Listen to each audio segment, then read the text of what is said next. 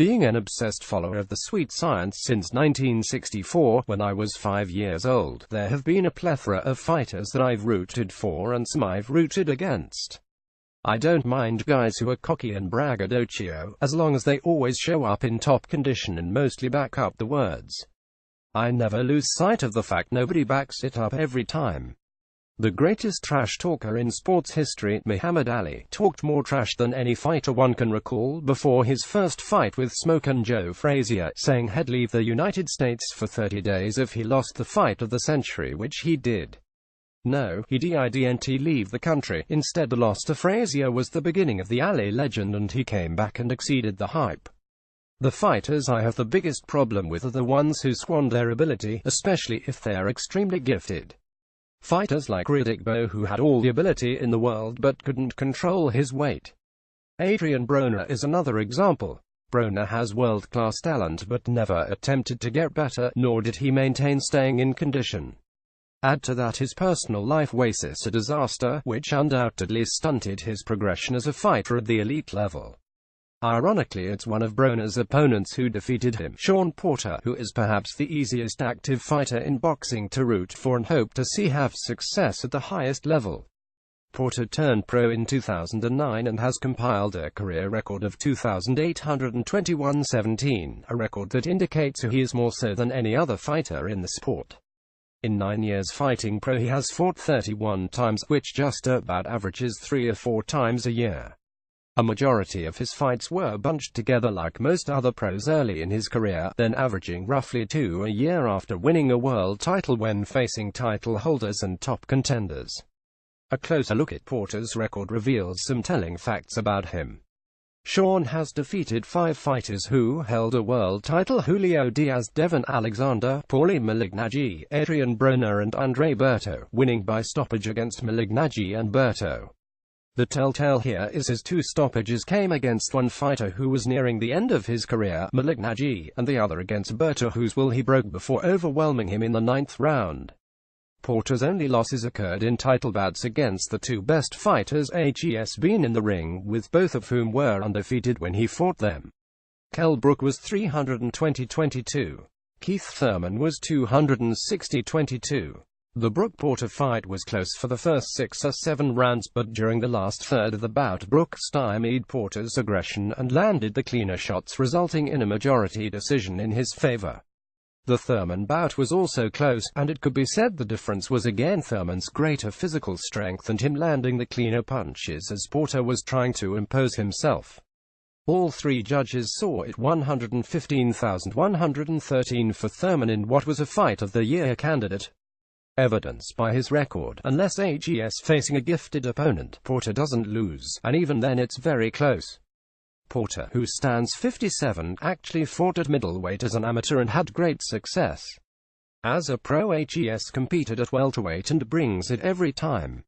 His Premier Boxing Champions bio describes him as follows: relentless in the ring, high energy, former 147-pound world champion Shawn Porter brings the heat with an intensely physical style.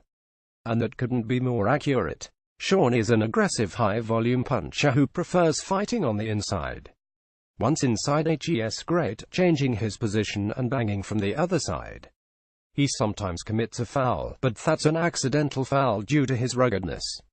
His spirit and conditioning are great. He trains his A off and has the heart of a wounded lion defending food for her cubs. His problem is that he lacks fight-altering pop, which was exhibited in his last bout with the always tough Adrian Granados. He won the fight by unanimous decision and at worst lost only 4 of the 12 rounds. Porter beat Granados at every turn, outboxing, outthinking and even outworking him. He caught Granados with some massive right hands and left hooks, but never once made Adrian do anything he didn't want to do other than break off the exchange and look to regroup. Porter does everything as a fighter better than Granados, but was still forced to go 12 rounds. Porter does everything the way a fighter should regarding his training and how he lives his life day to day. But at the upper echelon of the world-class level, despite squeezing out every ounce of his ability, he's limited. He does everything well but nothing great, and there's nothing that a different trainer or workout regimen can change about that. His workmanlike effort against Granados kept him as the mandatory challenger for unified WBA/WBC champ Keith Thurman. He could have run out the clock in 2017 waiting from the Thurman rematch, but risked his position by fighting Granados because he didn't want to only fight once in 2017 as he did in 2016, which says something more about him and his mental constitution.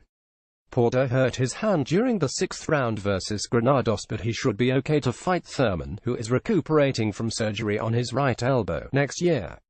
Both fighters say they want a rematch, and that's easy to see since the first fight was so close. However, Porter cannot change anything stylistically from the first time they met, other than trying to bring more of what didn't quite get it done for him the first time. Thurman is the more versatile fighter and has the skill to offset Porter's aggression by boxing and, if forced, has the punching power to stand his ground and trade with Porter and get the better of it. Thurman is probably the most beatable big-name opponent at 147 for Porter, and yet Porter will still be the underdog. Since he last fought Thurman, Errol Spence 2019 has won the IBF title that Porter lost to Kell Brook, and former undisputed junior welterweight champ Terence Crawford 2023 will be fighting for the WBO welterweight title, most likely in March of 2018. In the eyes of this observer, Porter, regardless of how hard he trains or tries to alter or add to his style, doesn't match up favorably with either Spence or Crawford. Shawn Porter is the easiest fighter to root for in boxing, and for all the right reasons. His only chance to regain the title at age 30 would be against Thurman, and that's a long shot. And if he did, he'd be a monumental underdog defending the title against Spencer Crawford in a unification bout. This is just another layer of proof that hard work and toughness are great, but can only take you to a certain point in boxing. Porter has already been a world champion in that may have exceeded his own limitations. And lastly, there's always room in boxing for a guy like Porter. You don't have to be undefeated, you don't have to be a world champion, but if you give a great effort, make every fight an exciting one, and have the kind of upbeat attitude that Shawn has, the fans will always show up for your fights. I hope he gets a chance to become a two-time champ and gets a second shot at Thurman, because he is a delight to root for. I wish him the utmost success.